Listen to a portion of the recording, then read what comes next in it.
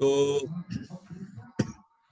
इस लेक्चर में हम डिस्कस करेंगे इनपुट आउटपुट ऑर्गेनाइजेशन। ओके, तो it's an easy lecture to understand.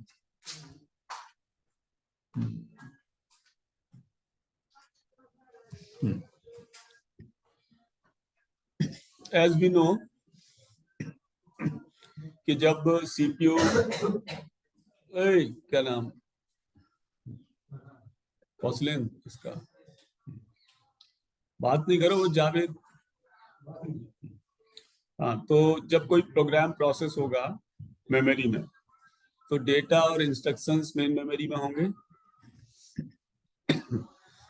और जो कंप्यूटेशन के बाद रिजल्ट आएगा वो मेमोरी में कैलकुलेट इवेल्यूट होके और फाइनली फिर वो यूजर को डिस्प्ले होगा। यूजर उसको अपने हिसाब से उस रिजल्ट को ले लेगा। तो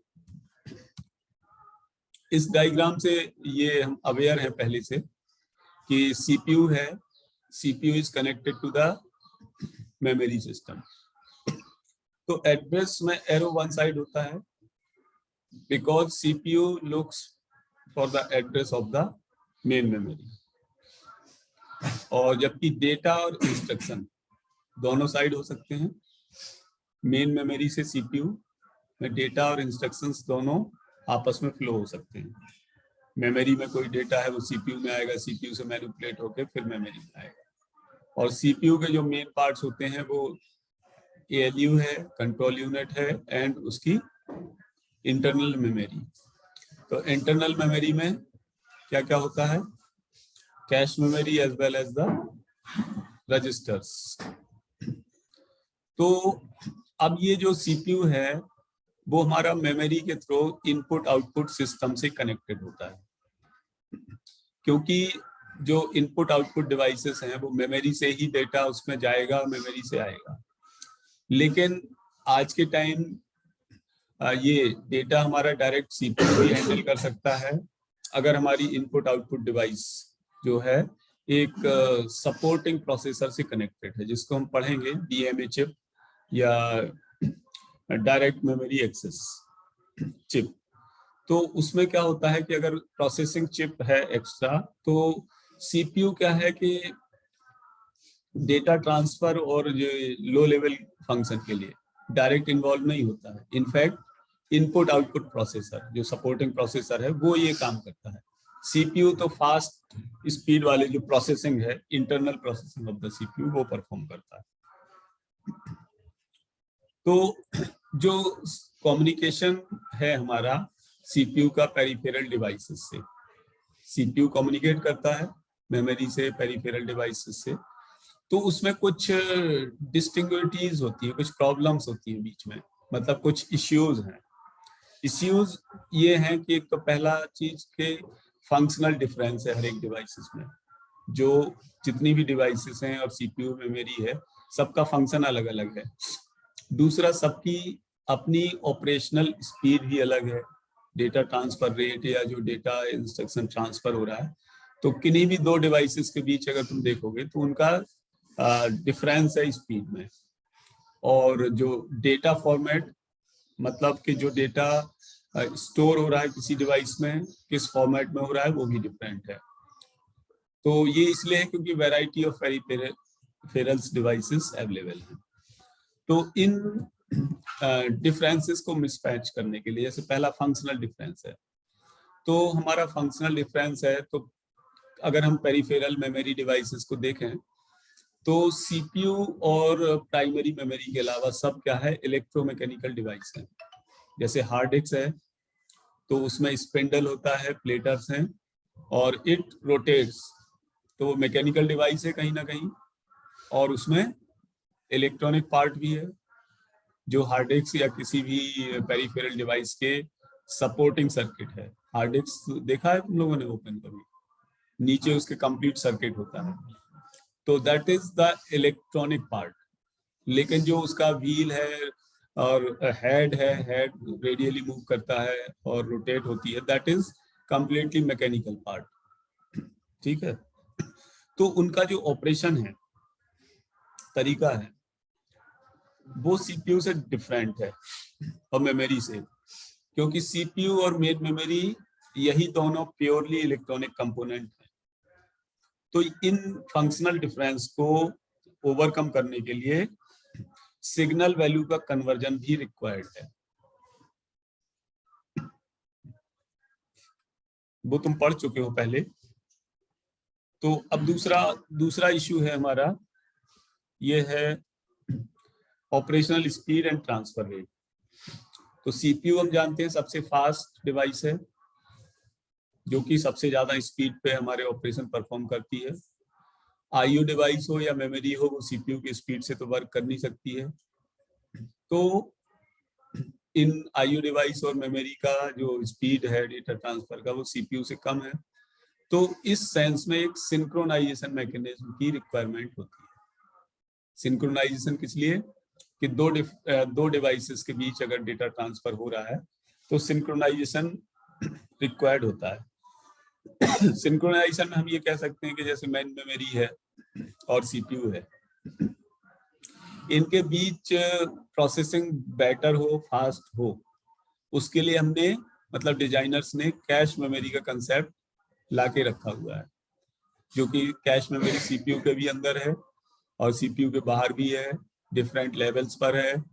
डेटा इंस्ट्रक्शंस के लिए भी अलग अलग कैश मेमोरी हो सकती है, सो दैट ये जो ऑपरेशनल स्पीड का मिसमैच है ये हमारा प्रॉपर हो सके, सिंक्रोनाइज हो सके। और ऑप्टिमल केसेस में कि जो डेटा नीडेड है वो एडवांस में कैश मेमोरी के अंदर मिल सकता है। इसी तरह वर्चुअल मेमोरी का कंसेप्ट है कि अगर मेमोरी अवेलेबल कम भी है तो सीपीयू ज्यादा से ज्यादा हमारा प्रोसेसिंग कर सके, उसके लिए ये वर्चुअल मेमोरी का कंसेप्ट ओएस के थ्रू इम्प्लीमेंट होता है, जो हम रिसेंटली कल फिनिश किया है हमने।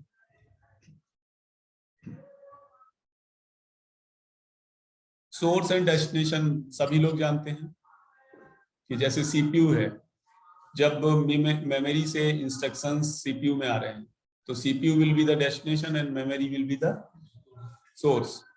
और जब सीपीयू के अंदर कैलकुलेशन परफॉर्म हो गया, रिजल्ट मेमोरी में जाना है, तो roles will be opposite, roles will be reversed.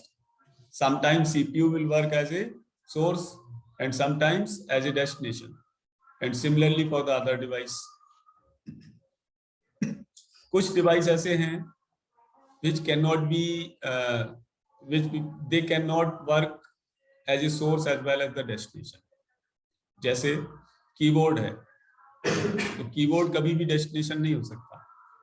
Keyboard से हम केवल वैल्यूज सेंड कर सकते हैं, उसमें रिसीव तो नहीं कर सकते। Monitor only will work as a destination, printer will work as a destination. और इन सिंपल वे अगर हम कहें कि जो आउटपुट डिवाइसेस हैं they will work as a destination and input devices will be as a source। तो but जो commonly अगर हम कहें हार्ड डिस्क है, तो हार्ड डिस्क से डेटा हमारा रैम में आएगा। अगर वर्चुअल मेमोरी की बात करें, रैम से सीपीयू में जाएगा। तो अगर हम एक तरह से देखें तो हार्ड डिस्क से सीपीयू में डेटा जा रहा है। कोई भी प्रोग्राम हम रन कराते हैं, हार्ड डिस्क पे स्टोर होता है हमारा डमी, फिर रैम में आता है, वो प्रोसेस बनता है, फिर सीपीयू उसको एक एक इंस्ट्रक्शन लेता है। इसी तरह सीपीयू से फिर रैम में, रैम से फिर हार्ड डिस्क में। ठीक है, तो सोर्स और डेस्टिनेशन का कंसेप्ट तो ठीक है। जो डेटा फॉर्मेट है हमारा पेरिफेरल डिवाइसेस, वो सीपीयू के वर्ड फॉर्मेट से और मेमोरी के वर्ड फॉर्मेट से डिफरेंट होता है। और जो लास्ट पॉइंट है, इश्यूज है, वो है वैरायटी ऑफ पेरिफेरल्स। और ये मैंने बताया ही है कि जितनी डिवाइसेस हैं उनकी अपनी अलग क्वालिटी है।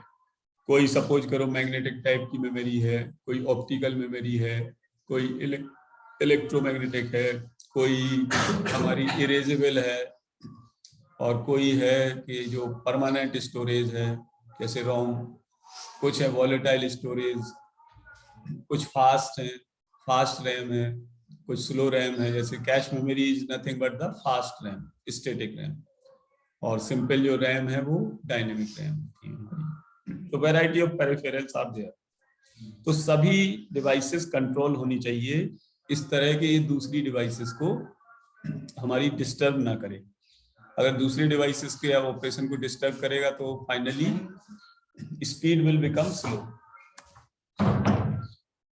अब बात करते हैं इनपुट आउटपुट सब सिस्टम। तो इनपुट आउटपुट सब सिस्टम हमने वो कंप्लीट सिस्टम को ऐसे मान रखा है कि कंप्यूटर हमारा 4 कैटेगरीज में डिवाइड माना जाता है। कंप्लीट कंप्यूटर, अगर कोई पूछे तुमसे इंटरव्यू में क्वेश्चन कि कंप्यूटर को मेन कितने पार्ट्स में डिवाइड कर सकते हैं, तो तुम कहोगे कि 4 पार्ट्स। और कौन कौन से 4 पार्ट्स हैं? बोलो। पहला तो सीपीयू है मेन पार्ट, दूसरा मेमोरी है, या हम कह सकते हैं मेमोरी सिस्टम। आ गया ना सीपीयू प्रोसेसर। अरे तुम जो है कहाँ कानपुर वासी जो है ये, चलो खैर छोड़ो। सीपीयू, प्रोसेसर, माइक्रो प्रोसेसर, ये सब उसमें आ गया, ठीक है। Central processing unit. तो सीपीयू हो गया, मेमोरी हो गई, memory as a unit. Memory में सब टाइप की मेमोरी आ गई जितनी भी हमने पढ़ी, प्राइमरी, सेकेंडरी, टर्सरी।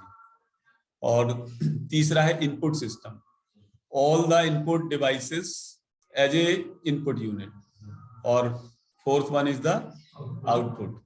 तो these are the 4 main parts of the computer system. फिर फर्दर हर एक पार्ट अपने अलग अलग टाइप में डिवाइडेड है। सीपीयू के अंदर फिर 3 पार्ट हैं, उन 3 पार्ट के अंदर फिर अगर हम और एनालिसिस करें तो और अंदर चले जाएंगे। मेमोरी कई टाइप की है, इनपुट कई टाइप के हैं, आउटपुट भी, ठीक है। तो इनपुट आउटपुट सब सिस्टम मतलब हमने उस सिस्टम को एज ए यूनिट मान लिया है कि जो इनपुट आउटपुट के लिए रिस्पॉन्सिबल है। तो अब इनपुट आउटपुट सिस्टम अगर हम बहुत स्टैंडर्ड वे में डेफिनेशन देखें तो इनपुट सिस्टम को हम क्या कह सकते हैं कि system that is responsible for entering the data into the computer. और आउटपुट कि कंप्यूटर से हमें आउटसाइड वर्ल्ड में डेटा भेजना है, बाहरी वातावरण में। बाहरी वातावरण मतलब सीपीयू से बाहर निकल के डेटा जाना, जहां भी जा रहा है, चाहे प्रिंटर में जाए, चाहे नेटवर्क पे जा रहा है, या व्हाट्सएप के थ्रू जा रहा है, कहीं भी जा रहा है। इनपुट का मतलब तुम कहीं से भी डेटा एंटर करा रहे हो। डेटाबेस में क्या होता है, तुम डेटाबेस सर्वर कहीं पर है और हम बैठे यहाँ से फॉर्म भर रहे हैं, एनरोलमेंट कर रहे हैं, तो हमारा डेटा हम तो भर रहे हैं। एक जनरल आदमी को लगेगा कि डेटा हमारे कंप्यूटर पे जा रहा है। जब तुमने फॉर्म सबमिट कर दिया, एंटर कर दिया, तो कहाँ है तुम्हारे कंप्यूटर पे वो डेटा? वो तो सर्वर पे है ना। तुम तो क्या केवल एक्सेस कर सकते हो अपने लॉगिन के थ्रू सर्वर से। तो एक तरह से इनपुट आउटपुट सब सिस्टम क्या है, एक इंटरफेस है यूजर और कंप्यूटर के बीच या आउटसाइड वर्ल्ड के बीच, जो कि आउटसाइड एनवायरनमेंट और सीपीयू के बीच कम्युनिकेशन प्रोवाइड करता है। फाइनली तो सीपीयू से ही कम्युनिकेशन हो रहा है ना। जो भी हम ऐप, फॉर्म, डेटाबेस, वेबसाइट, कुछ भी हम अगर चला रहे हैं तो उनकी एग्जीक्यूटिव फाइल रन हो रही है, और एग्जीक्यूटिव फाइल रन हो रही है तो if you see it will be visible to you in the system कि कौन कौन से तुम्हारे एग्जीक्यूटिव फाइल रन हो रही है। जैसे हम अभी यहाँ पे कर रहे हैं इसको, जो है इसमें वो सारी एग्जीक्यूटिव फाइल इस पे चल रही है, and programs are running continuously. तो इनपुट आउटपुट सब सिस्टम का पर्पज क्या है? मेनली 2 पर्पज हैं। पहला तो आउटसाइड वर्ल्ड से कम्युनिकेट करना, और दूसरा डेटा को स्टोर करना।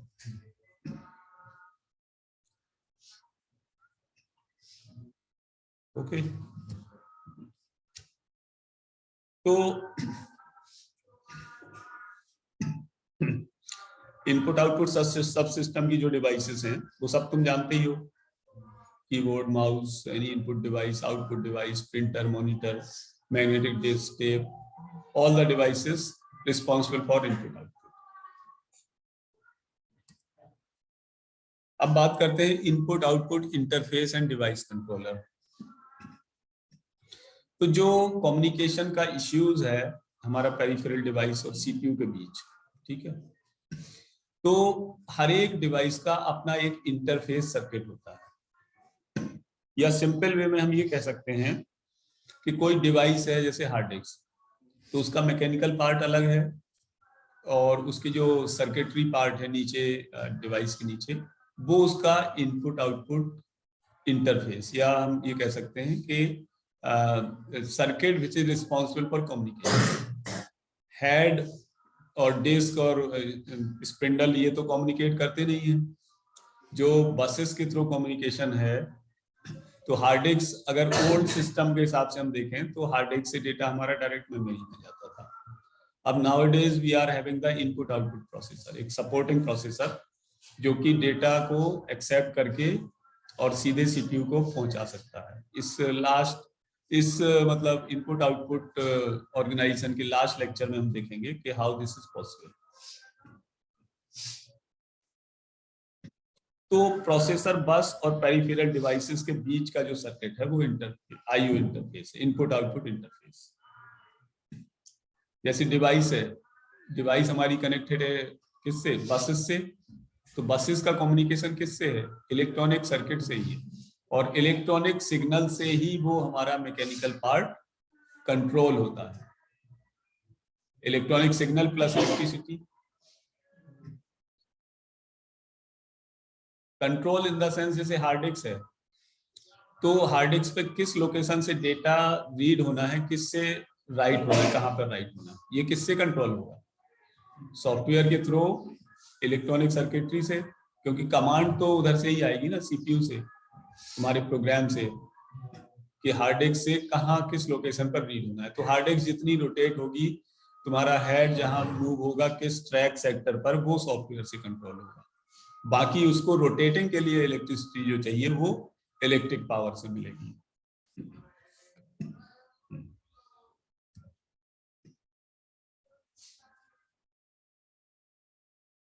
तो इसको आईओ चैनल्स भी बोलते हैं, या डेटा चैनल भी बोल सकते हैं।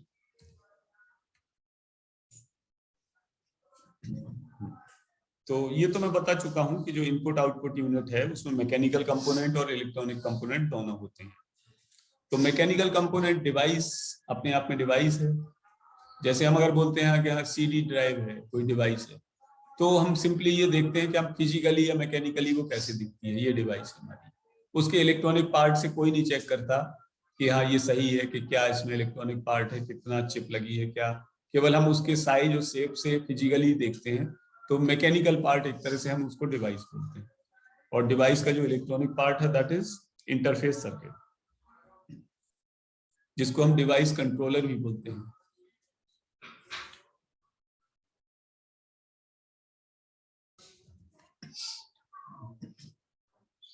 तो ये तो मैं बता चुका हूं डिवाइस कंट्रोलर।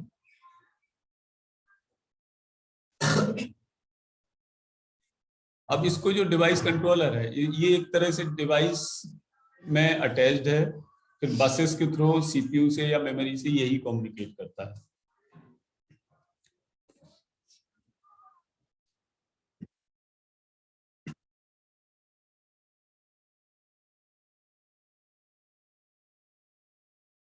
अब वही सेम स्टेटमेंट वो 2-3 तरह से लिखा हुआ है मैंने, इसलिए उसको एक्सप्लेन एक बार कर दिया मैंने, अलग अलग लैंग्वेज में लिखा हुआ है।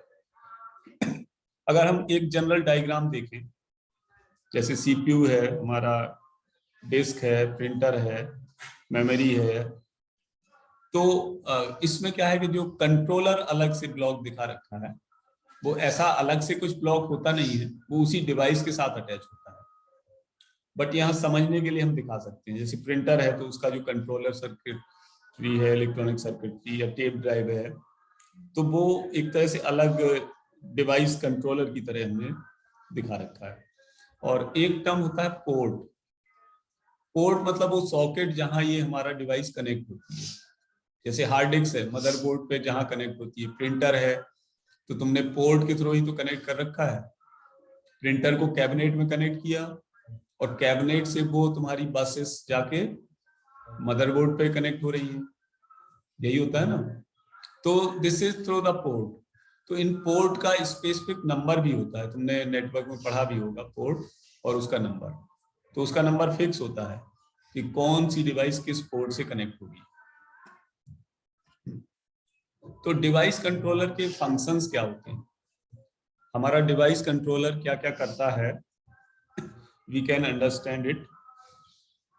तो डिवाइस कंट्रोलर पहले तो क्या करता है कि प्रोसेसर को या सीपीयू को लो लेवल फंक्शनिंग से रिलीव करता है। मतलब अब सीपीयू का काम लो लेवल फंक्शनिंग का नहीं रह जाता है, वो डिवाइस कंट्रोलर परफॉर्म करता है।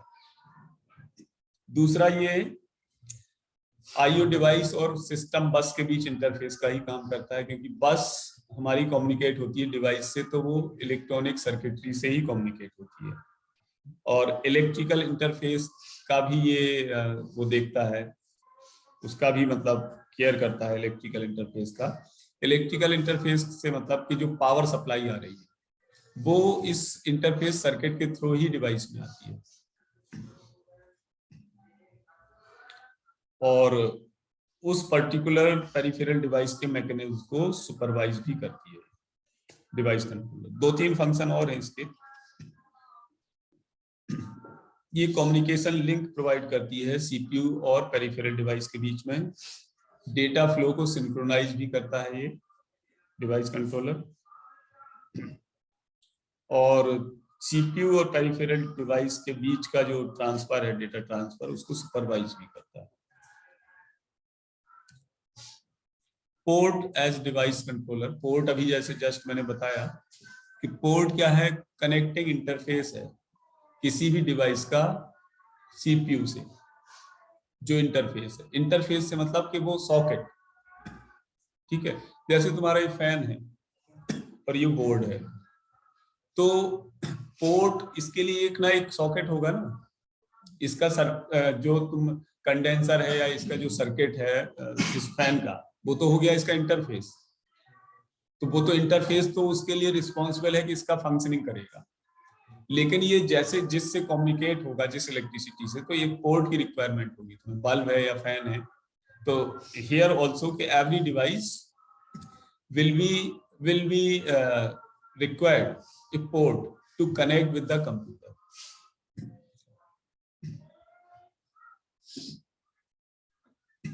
तो पोर्ट भी हमारा सपोर्टिंग सर्किट से इक्विप्ड होता है।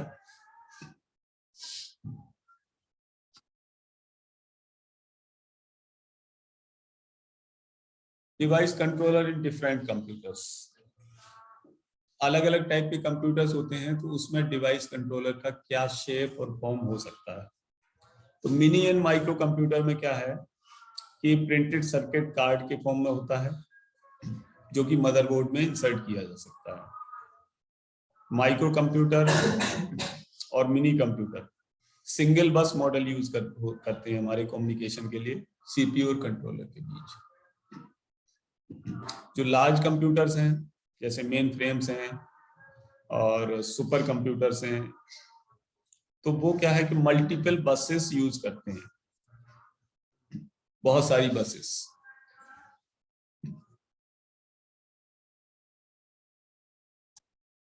Device controllers and attached devices. एक जनरल पर्पज कंप्यूटर में हमारा क्या होता है कि सीपीयू होता है और बहुत सारी डिवाइस कंट्रोलर होते हैं, जो कि एक कॉमन बस से कनेक्ट होते हैं। तो कंट्रोलर के हिसाब से हमारी एक से ज्यादा डिवाइस अटैच हो सकती है। जैसे हार्ड डिस्क है, तो जो उसमें कंट्रोलर होता है, सॉकेट होता है, तो तुम एक उससे केबल से 4 हार्ड डिस्क कनेक्ट कर सकते हो, क्योंकि controller supports such kind of things. अगर तुम हार्ड डिस्क की केबल देखो, जो डेटा केबल आती है, तो उसमें उतने सॉकेट्स हमारे बने रहते हैं। अगर जैसे हम लोग पहले करते भी थे कि hard disk to hard disk data transfer करते थे, ठीक है, मैंने बताया भी था शायद, but nowadays nobody is doing this thing, hard disk to hard disk. अगर तुम इसको डिफाइन करो तो एक नया टाइप का कम्युनिकेशन है, जो आज बिल्कुल एग्जिस्टिंग में है नहीं। हालांकि पॉसिबल है, आज भी कर सकते हो, लेकिन आप झंझट कौन पाले हार्ड डिस्क अपने सिस्टम से। अब तो क्या है कि वो वाले कंप्यूटर ही खत्म हो गए ना, बॉक्स वाले। पहले तो हमारे पास वही बहुत मुश्किल से मिल जाता था, तो उसमें जो अगर डेटा ट्रांसफर करना है हमारे बॉक्स से उस बॉक्स में, तो क्या था मतलब वही था hard disk to hard disk, और दूसरा मीन्स ही नहीं था उस टाइम। कैसे सिस्टम? अब तो क्या है ना, यूएसबी पोर्ट वाली हार्ड डिस्क आ गई, नहीं सर, मान लीजिए कोई और पोर्ट लगा दे हार्ड डिस्क में लगा दो सर। हाँ यूएसबी पोर्ट सिस्टम में लगा दो। हाँ, तो मतलब चीज ये है ना कि वो यूएसबी पोर्ट सपोर्ट करने लग गई ना। पहले वो पोर्ट सपोर्ट नहीं करती थी, जैसे कीबोर्ड माउस है, तो हम लोगों के टाइम यूएसबी पोर्ट था ही नहीं, यूएसबी नाम की कोई चीज ही नहीं थी, उस तरह का कोई सॉकेट ना प्रिंटर कनेक्ट होता था, वो सबके अपने अलग पोर्ट थे। कीबोर्ड का वो राउंड टाइप का होता था, वही माउस का भी होता था, प्रिंटर का फ्लैट साइड का होता था, और जो भी तुम्हें कनेक्ट करना है पहले सबके अलग डेफिनेट पोर्ट थे। हार्ड डिस्क का तो क्या है कि इससे कनेक्ट ही नहीं हो सकता था, हार्ड डिस्क के जो केबल आती थी उसमें कनेक्ट होती थी, वो 32 पिन या जितने भी पिन की आती थी वो उतने पिन उसमें कनेक्ट होने होते थे। ठीक है, मेरे कहने का मतलब कि hard disk to hard disk communication की बात कर रहा हूँ, सीधे एक हार्ड डिस्क से दूसरे हार्ड डिस्क। तो जब हम कनेक्ट करते थे फिर सिस्टम को क्या है कि बूट करते थे, तो फिर वो दोबारा से डिटेक्ट करता था, ऐसे कनेक्ट करने पर डिटेक्ट नहीं करता था, उसको एक बार बूट करना पड़ता था, रीस्टार्ट, तो वो कनेक्ट कर लेता था, मतलब डिटेक्ट कर लेता था। तो ये लास्ट स्लाइड है। कंप्यूटर्स को अलग अलग इंजीनियर्स किस हिसाब से देखते हैं। जो इलेक्ट्रिकल इंजीनियर है वो कंप्यूटर्स को या तुम्हारी सर्किटरी को वायर्स, पावर सप्लाई, मोटर के फॉर्म में देखता है इलेक्ट्रिकल इंजीनियर। इलेक्ट्रॉनिक इंजीनियर की कंसर्न जो होती है चिप, बसेस और इंटरफेसेस होती है, और जो प्रोग्रामर है वो इंटरफेस को एज ए सॉफ्टवेयर के फॉर्म में प्रेजेंट करके देखता है कि इस फंक्शन के लिए क्या सॉफ्टवेयर, क्या प्रोग्रामिंग हुई होगी। अब सॉफ्टवेयर जरूरी नहीं कि हाई लेवल लैंग्वेज में लिखा हो, it can be in low level language. और जहां भी ये तुम्हारे हार्डवेयर रिलेटेड सॉफ्टवेयर होते हैं, सिस्टम प्रोग्राम अगर हम बात करें, तो they will be mainly in assembly language. तो अगर तुम कभी भी हाईली पेड जॉब पे जाओगे, बातें नहीं प्रखर प्रखर डोंट टॉक, कभी भी हाईली पेड जॉब पे जाओगे, अच्छा ये तो रह गया ना अपना अभी लास्ट का, फिर मैं बता देता हूँ। जो प्रोग्रामर है वो इंटरफेस को सॉफ्टवेयर के फॉर्म में कमांड्स जो कि हार्डवेयर एक्सेप्ट कर सकता है और फंक्शंस, एरर, इनके फॉर्म में देखता है। By this we have completed this lecture for input output organisation. Now अगर कोई क्वेरी हो तो यू कैन आस्क।